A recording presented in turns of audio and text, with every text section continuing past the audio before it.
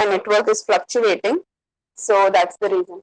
Okay, so let's begin. Good evening. Hope you both are fine.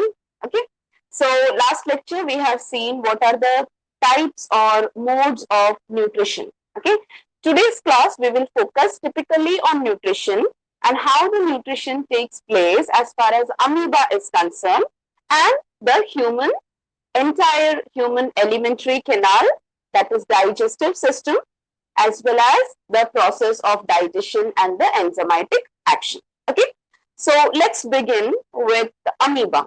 Okay, we have seen, I hope you have seen the video which was shared by me about amoeba. Okay, as amoeba is a unicellular organism, okay, exchange of materials and gases across the cell takes place with the help of something which is called as diffusion.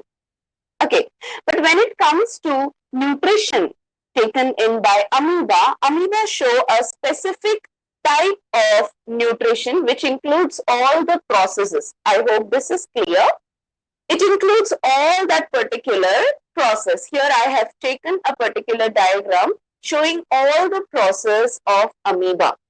Now what amoeba basically does, okay, we can go step by step. Okay, here what amoeba basically does, amoeba has a particular foot-like projections. We know these are foot-like projections that is called as pseudopodia.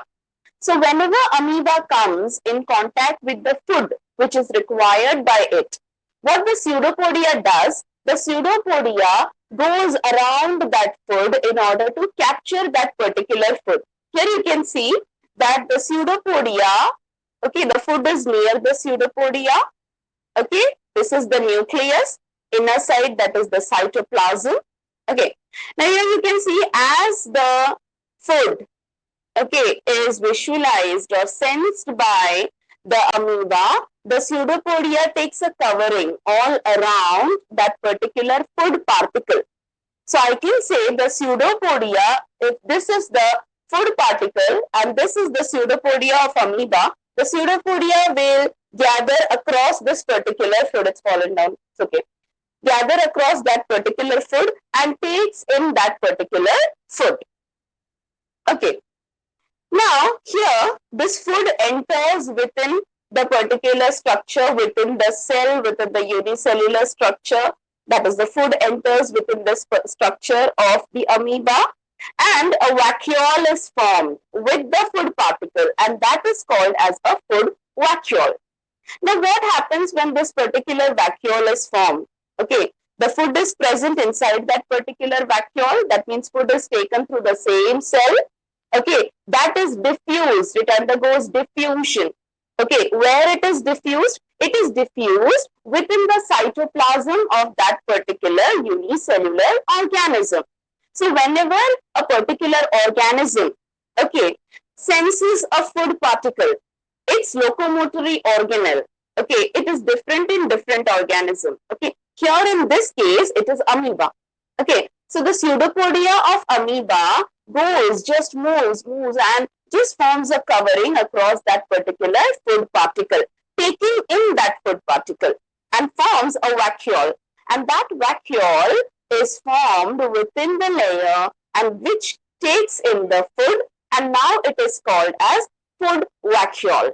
Okay, now this particular food vacuole diffuses within the cytoplasm of the cell. Now when it diffuses the cytoplasm of the cell, the food what is required by the organism is completely utilized by the organism, and what material is not required, the unwanted material, the waste material, okay, that when the same vacuole, okay, it moves near the surface of the cell. Okay, that means near the surface, okay, the pore ruptures up and that particular unwanted material is expelled out. I hope it is clear. Okay, so this is the entire process of nutrition which is taken up in amoeba. Now, as far as paramecium is concerned, okay, let me take another example, paramecium or euglena or volvox. Okay, paramecium has a locomotory organelle which is hair-like, that is cilia. Okay, euglena has a locomotory organelle which is tail-like, that is flagella. Understanding? So amoeba, paramecium, euglena, volvox, all these belong to the same category. Okay, let me explain you about the nutrition, how it is taken by paramecium. Okay, now paramecium has locomotory organelle, which I call that is cilia, hair-like projections. Same way, what happens when the paramecium senses any food particle? Okay, the cilia will form a covering across that particular food particle, taking in the food particle and forms a vacuole, and that is called food vacuole. Okay, so this particular vacuole has food within it. That food will slowly, gradually get diffused within the cytoplasm of that particular cell, that particular unicellular organism's cell. Okay, and then what happens? Whatever is required by that organism, that is utilized. Okay, as the food gets diffused into the cytoplasm, that is utilized. Now, what about unwanted material? The unwanted material is present, is taken, is expelled with the help of vacuole only. How? Okay, this unwanted material within the vacuole, it will move towards the margin, it will move towards the layer, okay, where cilia is present. The outer layer, the cilia is present. Okay, outer layer, you can see the locomotory organelles are present. Just like that, if I take a particular paramecium, okay, if I take a particular paramecium, the outer layer, it has hair-like projections. It has cilia, which are the hair-like projections. So this vacuole, okay, along with unwanted material, it will move towards that hair-like projections. Okay, the pores ruptures, okay, rupturing of that particular region takes place, and what all unwanted material is there, that material is being liberated out, and what is required by the cell, that is being utilized by the cell. Such a type of nutrition is seen in unicellular organism. And this whole nutritive process, whole nutrition, whether it is in unicellular organism or whether it is in a higher organism, it is divided into certain steps, which we have already seen right from our sixth standard. Okay, that is ingestion. Ingestion means taking in a food, okay, or any food particle when taken in, okay, that is called as ingestion. Second is digestion. That is, food is being utilized by the body. It is being digested in the body. Of course, it varies from unicellular to multicellular organism. In unicellular, simple process. Vacuole takes in the food. It gets digested by process of diffusion. It is being utilized by process of diffusion only. If unwanted material is eliminated or expelled out.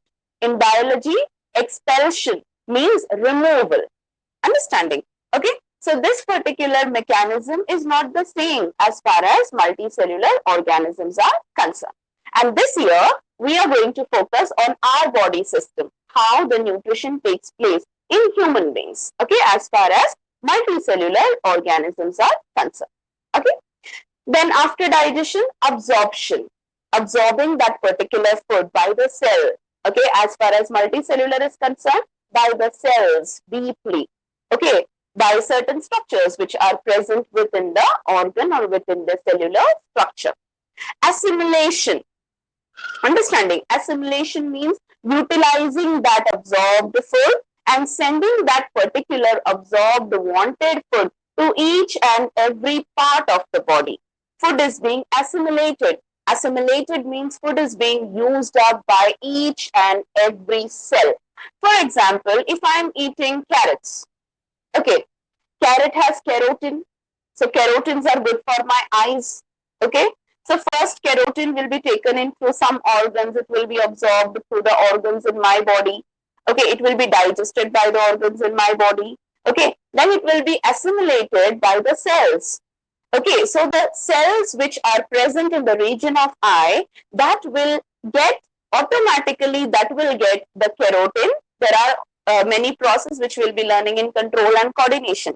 But I am eating carrots, okay, but my cells are getting carotene out of it. Understanding? So that is called assimilation, used up, using up of whatever is absorbed by the cell that is called assimilation. So what material is utilized by the cell? Okay, that reaches to the required part. Wherever that material is required, that goes to that particular part. And what about unwanted material, the material which is not required? That is being expelled out. And that expulsion process, removal process, that is called as egestion. So the entire nutrition process is divided into first, which is the first process, ingestion, taking in the food. Digestion, proper digestion, okay, proper mechanism of breaking down the food, breaking complex into simple food, okay, or simple substances. Then comes absorption, absorbing that particular food by certain organ, by the action of certain enzymes secreted by certain organs, by the action of certain structures present on the organs, for example, the hair-like structures, finger-like projections, etc. I'll be explaining everything in detail when I go with the system. Okay. Then assimilation, utilizing the absorbed part by each and every cell of the body, that is called as assimilation. Okay, and then expulsion, that is removal of unwanted material, and that particular removal of unwanted material is something which is called as egestion. Okay, now let's see in detail the entire nutrition process. Okay, as far as human beings are concerned, after explaining, I will show you two videos, one of amoeba and one of human system. Same I will be sharing in the app also. Okay, first you listen completely, it's very easy, learn here and here itself. Okay, now the entire nutrition, okay, here includes nutrition in amoeba and nutrition in human beings. What is nutrition? The process by which living organism utilize and break down the food which is taken in by certain biochemical reactions, that is called nutrition. Okay, now as far as human nutrition is concerned, now it's not necessary that you by heart every part.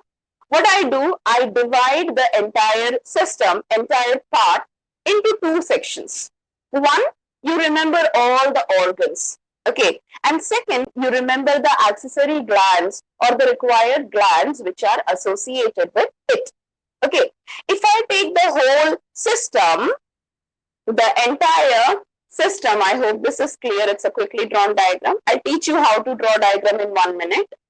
Okay, this entire structure if you consider, okay, yeah, the entire system is divided into certain organs and glands. Okay, the organs forms the part of a system that is called the alimentary canal.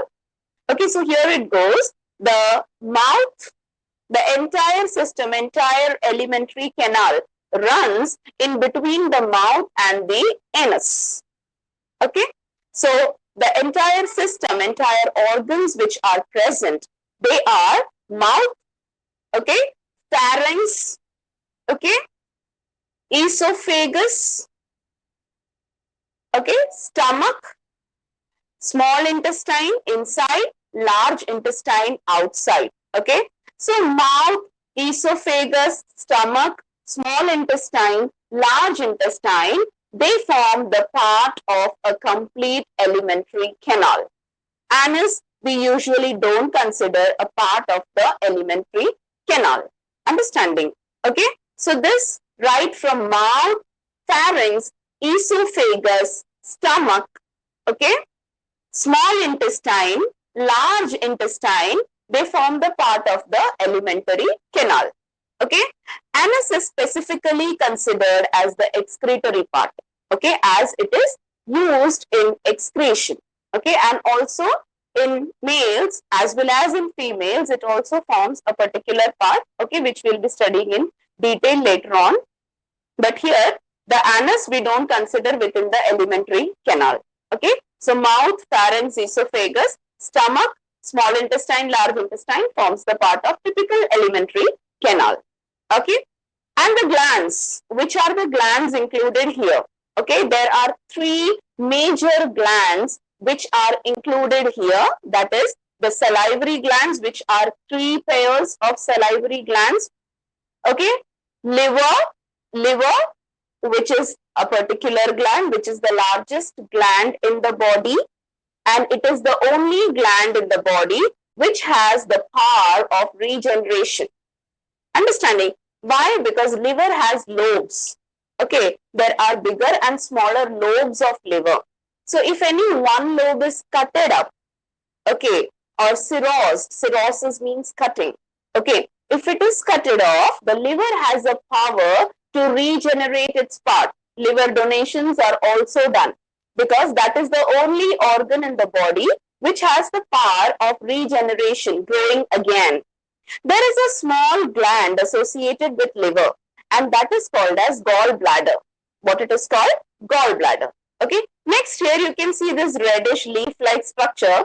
That is nothing but pancreas. You know, there is a speciality of pancreas. Okay. We have studied in the introductory class that there are two types of glands. Endocrine glands, which produce the secretions directly into the blood or which produce hormone. Exocrine gland, which produce enzyme. Okay, but there is one gland which is called as dual gland. Dual means दोनों functions हैं, endocrine भी, exocrine भी. Okay, the only gland which is a dual gland in our body, that is nothing but pancreas. Okay, why? Pancreas secretes pancreatic juices. Okay, those pancreatic juices are enzymes. And which gland produces enzymes? Exocrine gland. So pancreas act as an exocrine gland. Okay. Another function of pancreas we all know. Okay, insulin is a hormone which is produced by pancreas. And in a person where insulin is at a reduced rate, that person suffers from diabetes mellitus. And if the insulin level is higher than the normal level, a person suffers from something which is called as diabetes insipidus. Understanding these are two types of type 1 and type 2 respectively. Okay, diabetes mellitus, insulin is lesser. Okay, diabetes insipidus, insulin is maximum produced more than the amount required by the body. Understanding? Okay, so pancreas is a gland which is a dual gland. Exocrine function because it secretes pancreatic juices. Okay, lipases and trypsin, which we'll be seeing. Okay, whereas it also produces insulin, which is a hormone. So enzyme, exocrine, hormone, endocrine. So it's a dual gland, both exocrine and endocrine function. Okay, so the parts of alimentary canal: mouth, pharynx, esophagus. Okay, stomach, small intestine, large intestine, and the excretory part separately, that is an anus. Okay, and here the excretory material is called as feces. That's also a word used for the excretory material or excreta, that's called feces. Okay, and the accessory glands or the required glands are nothing but saliva. Okay, 1.5 liters of saliva is produced daily on a daily basis. Okay, by the salivary glands. If the saliva is not produced by salivary glands, okay, we are not able to actually talk properly. Okay, mixing of food, of course it is there. But you know, if saliva is not produced, the mouth gets dry, salt gland gets affected, salt is not produced, and it affects the lingual glands. Okay, we won't be able to talk properly. So this saliva is very, very, very important. Okay, it is an enzyme, it is a biocatalyst. Why? Because it is produced. Okay, it takes part in the reaction but does not involve in the reaction. Uska action use hota hai. It helps in digestive mechanism, but directly it's not taking part in any particular action. So such type of enzymes, we call them as biocatalyst. Okay, catalyst, you know. So here in biology, biocatalyst. Okay, and also remember, all the enzymes are proteins by nature. Okay, but all proteins are not the enzymes. Okay, all enzymes are proteins by nature, but all proteins are not enzyme, not necessarily be the enzyme. Okay, Now let us move to each and every. I couldn't draw it on the board today. Okay. But I will be drawing it to teach you how to draw the diagram. Okay. So this is, I hope this is clear. Okay. Yeah. Okay. So the very first part, mouth. Okay. Now, as far as the mouth is concerned, okay, if I take the entire mouth region, there is a cavity which is present. That is either called as oral cavity or it is called as buccal cavity. Okay, some people pronounce it as buccal cavity. Both the pronunciations are correct. Okay, so either the oral cavity or the buccal cavity. Now, what is present within the oral cavity or the buccal cavity? There are three structures which are very, very, very important. First of all, as we already studied, three pairs of salivary glands. Okay, if you want to know which are they, after completion, I will be explaining you in detail after completing this chapter. If anything extra you want to know. Okay, because that's not there in the portion. So first we will focus what is there. Okay, so there are three pairs of gland, okay, which are present.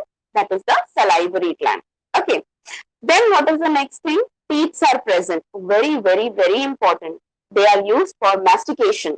Mastication means chewing process. Understanding? Splitting up complex material, hard substances into bits and pieces. So that's the function of our beautiful teeth. Okay. Then tongue. Okay, tongue is very much essential to move or circulate the entire saliva across the entire buccal chamber in the entire mouth region. Okay, not only that, tongue, of course, tongue helps in mixing, but there are taste receptors, okay, which are present on the tongue, which is very, very, very effective.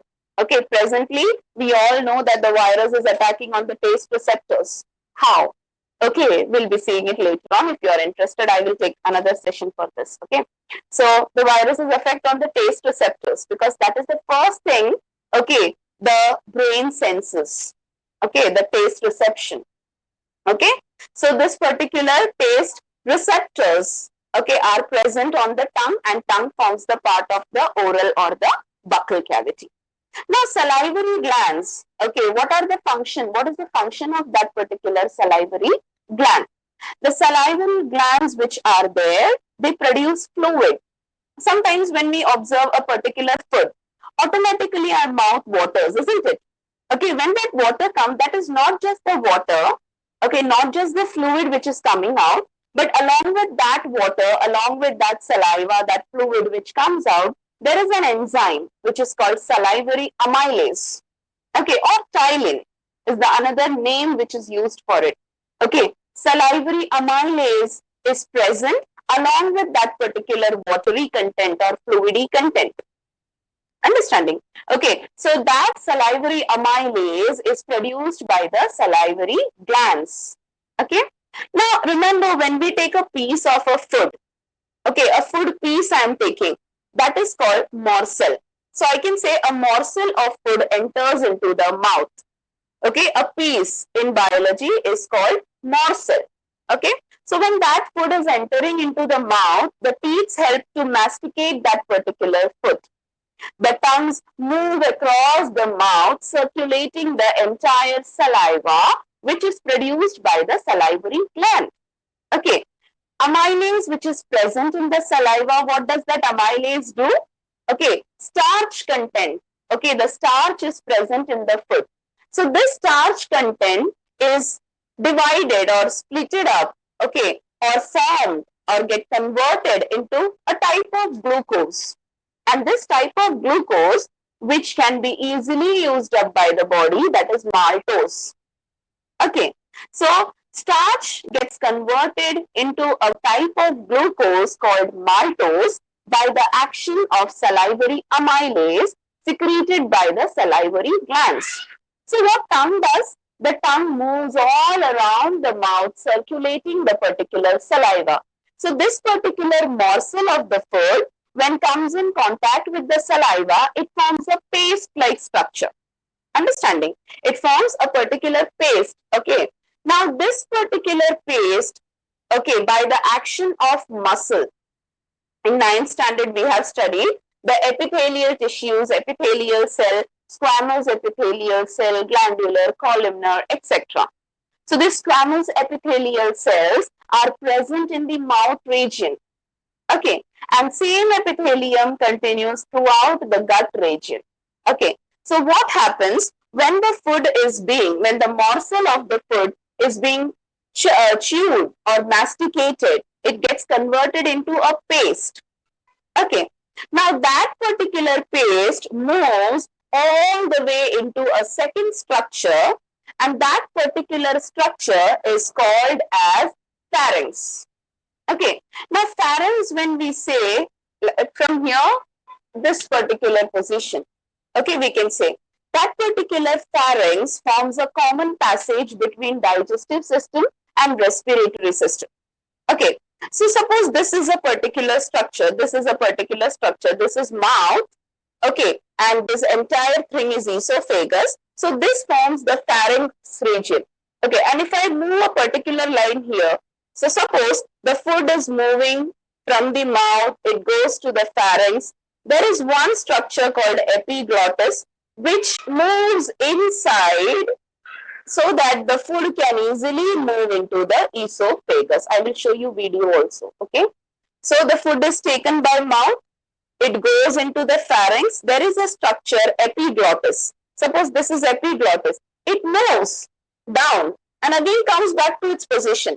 Why it is moving down? Because it is pushing that particular food from the mouth to the pharynx, and from pharynx it is pushing that particular food to the esophagus. Because of epiglottis, remember, listen very carefully, because of epiglottis, okay, the food do not enter into the respiratory system. So what epiglottis do?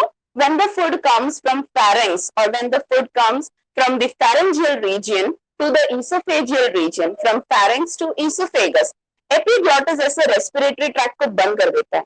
Okay, epiglottis closes the respiratory tract. It is like this, it goes down like this. Okay, it is like this, it goes down like this. So like this is the food. So here epiglottis पीछे हो गया. Okay, and the food goes to the esophagus, epiglottis फिर से अपने position पे. Again back to position. Okay, it is the entire region, it is made up of epithelial tissue, epithelial cells. Okay, so what is the function of epiglottis? Epiglottis prevent the food from entering into the respiratory system. Okay, if the respiratory system gets that particular food, if the food enters into respiratory tract, there is a blockage. Okay, the system cannot function properly. So naturally body has all these amazing things, isn't it? Okay, so for preventing any damage to the body under normal conditions. Okay, so food from the mouth enters into the pharynx. Okay, pharynx has that particular structure called epiglottis, which prevents the food from entering into the respiratory tract. So I can say pharynx forms a connection between the digestive system as well as the respiratory system, or it is a common passage between digestive system and respiratory system. Now, how this food is pushed from the pharynx? Okay, it is pushed with the help of epithelial cells. Okay, the epithelial cells which are present, or that particular layer which is present, that contract. And when contraction occurs, okay, remember, whenever contraction occurs to any organ, something is being pushed out. Okay, when relaxation, nothing is pushed. But when the contraction occurs, every organ, maximum organ, heart also the same condition. When the pushing mechanism occurs, when contraction occurs, remember something is pushed out. Okay, so pharyngeal muscles, the epithelial cells, epithelial tissue, what they do? They contract and the food is being pushed into a 25 centimeter long tube. Okay, that is also called as food pipe or esophagus. Okay, now one end of the esophagus is connected to the pharynx and another end below gets connected to the J-shaped structure, bag-like structure called as stomach. Okay, now esophagus towards the anterior region, upper region, and towards the posterior region, lower region. Okay, anterior means upper, posterior means lower. Okay. Now, above and below this esophagus have some kind of muscles. And these muscles are called sphincter muscles, not sphincter, sphincter muscles. Okay. What do these muscles do? Okay. Now, when a particular food, okay, food passes on from the esophagus, okay, it's a soft 25 centimeter tube-like structure. So what happens as the food is passing, it gets contracted and relaxed. Contraction, relaxation, contraction, relaxation. Contraction to push the food. Relaxation when it moves. Again contraction when it gets pushed. Again relaxation when it moves. Okay. So this rhythmicity, this rhythmic contraction and relaxation of the esophageal muscle is called as peristaltic movement. And this we call it as peristalsis. This is a very, very important question. It can come for 2 marks. Okay. How peristalsis occur in the esophagus, or which structures bring about the peristaltic movement? Okay. So the peristaltic movement is nothing but when rhythmic contraction and relaxation of esophageal muscles or epithelial cells take place. That is called as, okay, what? Peristalsis. Movement is called peristaltic movement. And with the help of which structure peristalsis occur? It occurs with the help of esophageal sphincters. Okay. Anterior sphincter and posterior sphincter. Sphincter muscles hote hain. Okay, which brings about contraction and relaxation. Contraction and relaxation. Understanding? Is this much clear? Okay. So the food, a morsel, I will use biological terms purposely. Okay. A morsel or a piece of food is taken in by the mouth. Mouth has an oral cavity or a buccal cavity, which has teeth, tongue, and 3 pairs of salivary glands. Remember here itself, you can write the whole answer in the way I'm explaining. Okay. So the sorry, mastication of the food takes place by the teeth. Okay. Tongue mixes the entire morsel, converts the morsel into a paste. How? By the action of salivary amylase secreted from the salivary gland. Okay. How much? 1.5 liter daily. All right. Okay. Then mouth is connected to pharynx. Okay. The entire food material passes on from mouth to the pharynx, epiglottis, prevent the food from entering the respiratory system. Then the food passes into the esophagus. Okay. Rhythmic contraction and relaxation takes place through the muscles, which is called peristalsis. And sphincter muscles help in the peristaltic movement. Okay. Now, here, esophagus further continue to form a J-shaped bag-like structure, and this is called as stomach.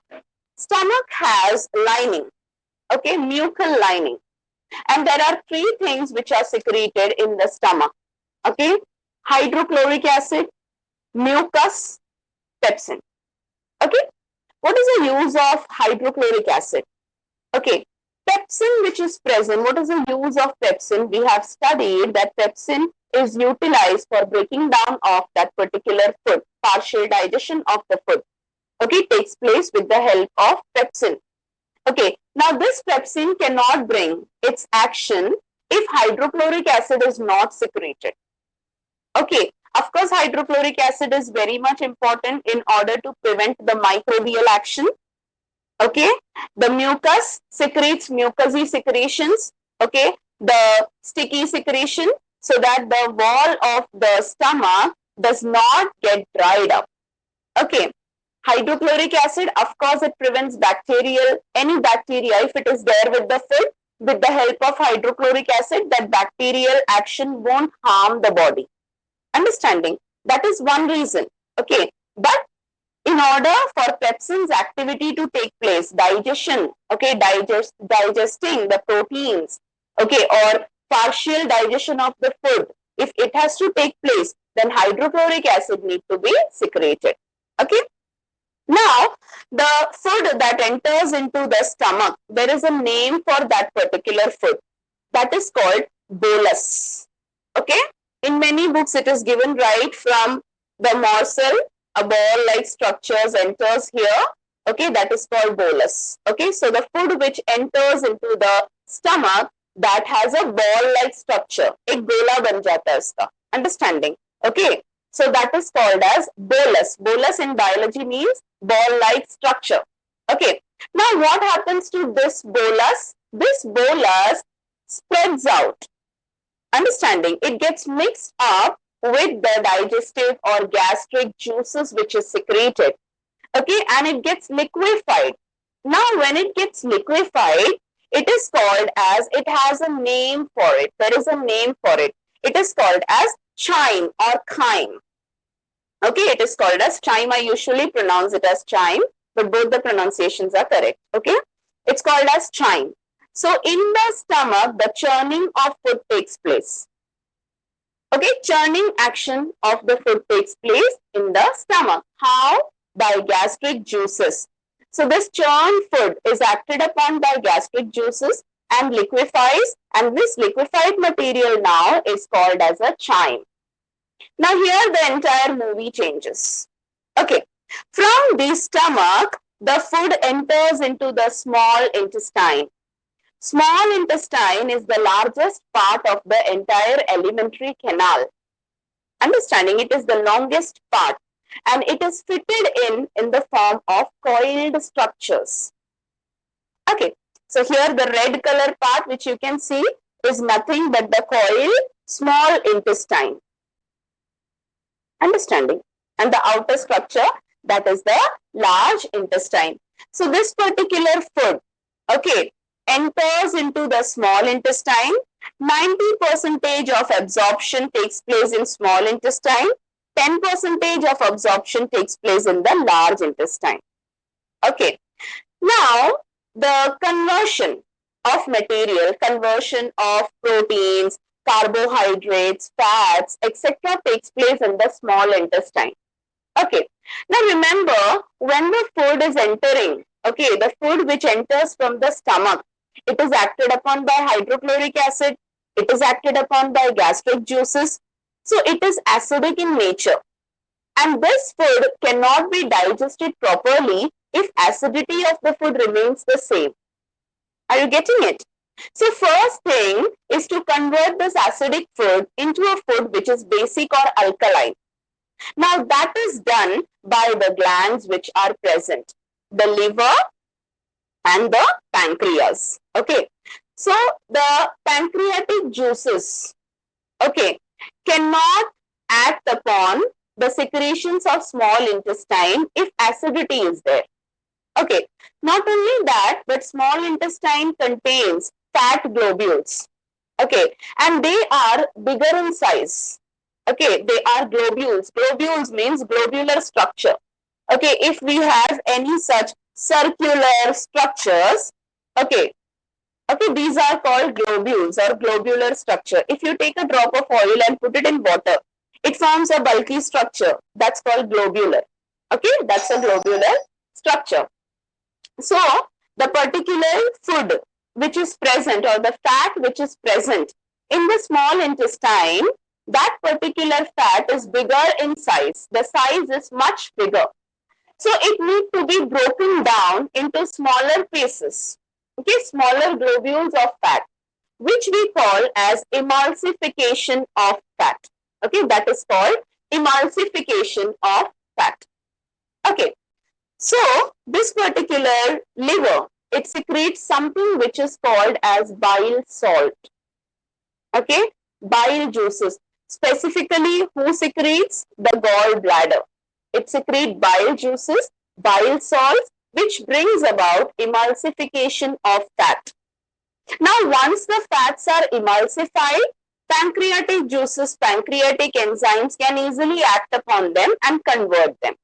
Okay, so pancreatic juices, pancreas will secrete which enzymes? We have already studied this in lower classes. Trypsin, okay, and lipases. Okay, trypsin and lipases. Trypsin brings about the conversion of proteins, emulsification of proteins, and lipases brings about emulsification of fat, that is converting, not emulsification, sorry, conversion of proteins as well as Fats. So protein gets converted into amino acid, fats gets converted into fatty acid and glycerol. Understanding? So in the small intestine, we say that whatever material is required by the body, digestion of 90% of that material takes place. Okay, digestion of excuse me, 90% of material takes place in small intestine. Now, how that is utilized by the body? Now, this is what we call as absorption. Okay, now how it is absorbed? Okay, this particular small intestine have some finger-like projections. Okay, and these finger-like projections are called as villi. If I am supposed to draw these finger-like projections, you can see here,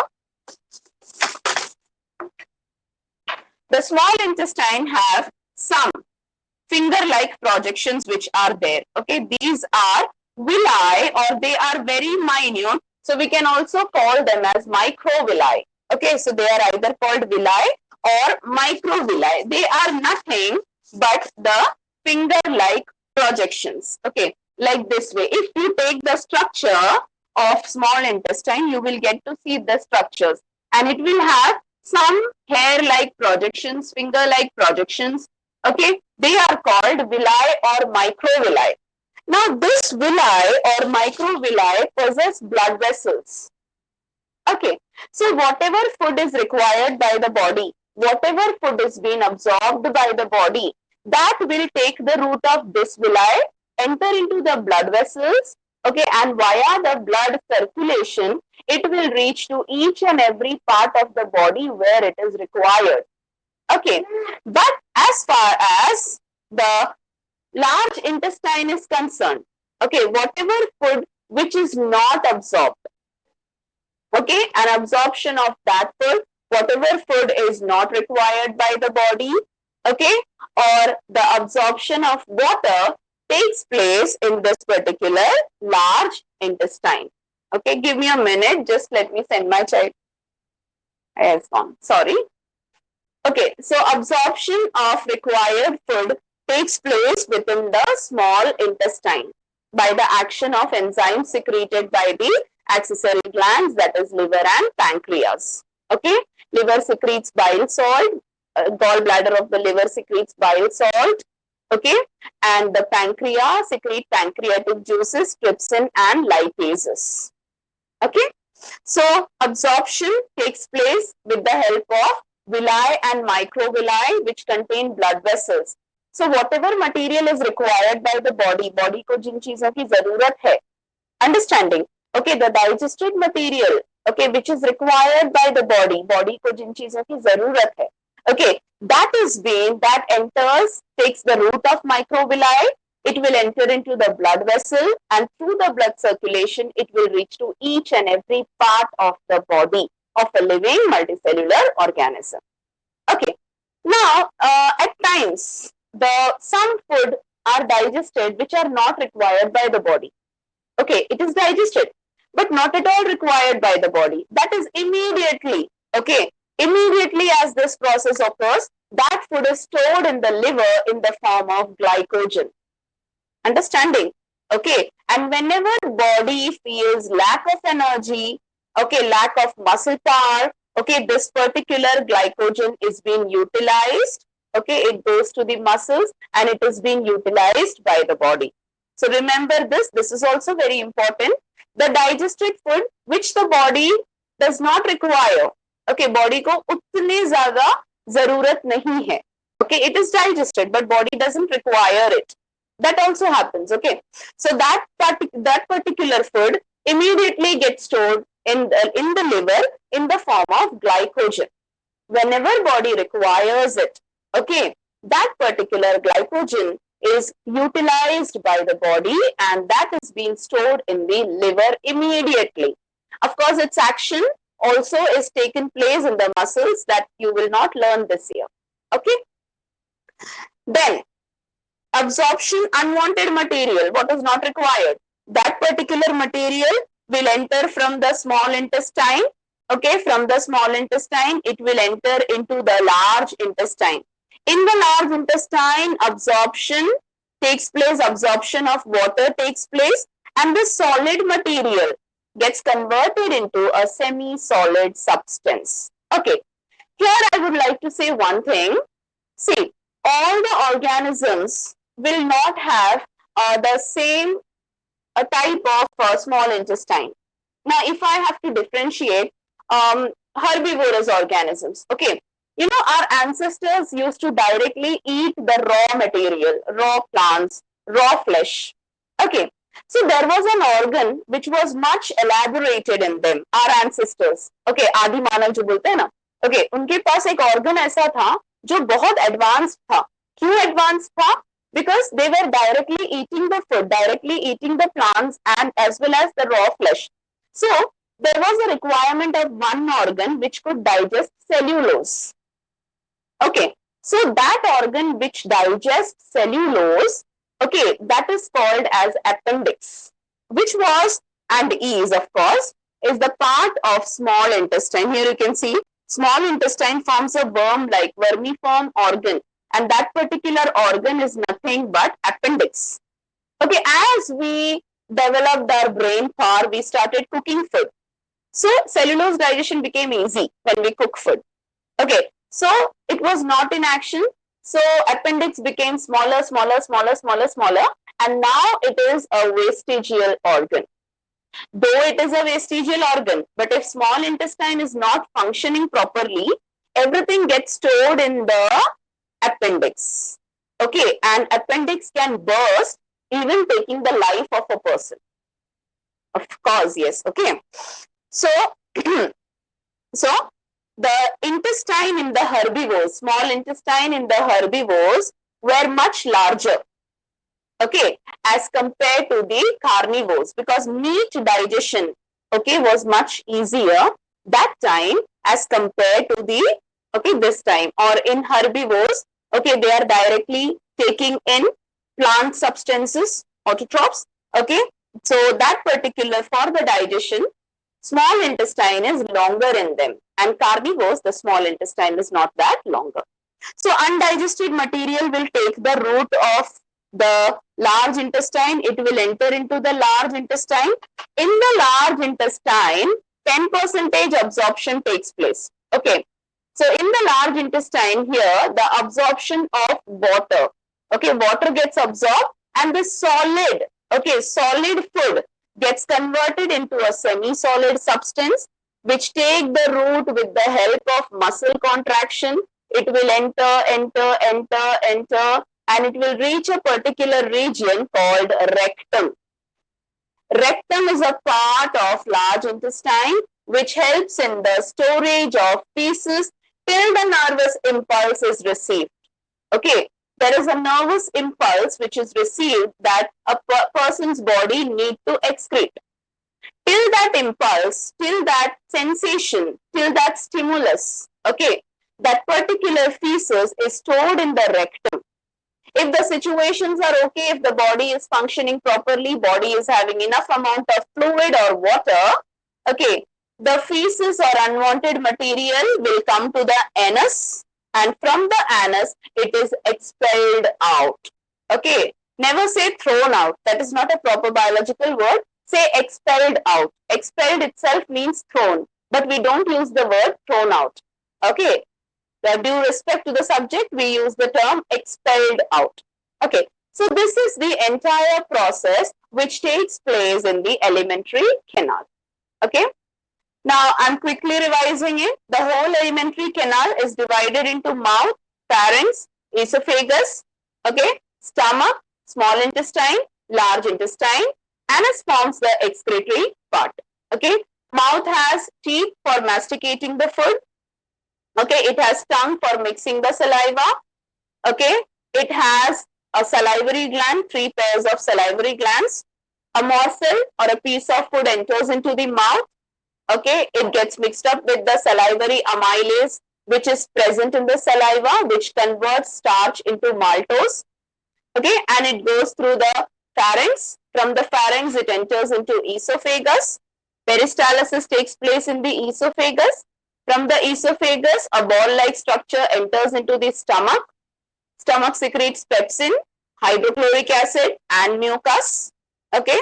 Bolus gets converted into something which is called as a chyme or a chyme. Okay. And from the stomach, the food enters into the small intestine. Okay. In the intestine, the food gets activated by certain secretions from the glands, that is liver and pancreas. Liver secretes bile salt, pancreas secretes trypsin and lipases. Okay. The food gets absorbed here. 90% of the food gets absorbed in the small intestine. It has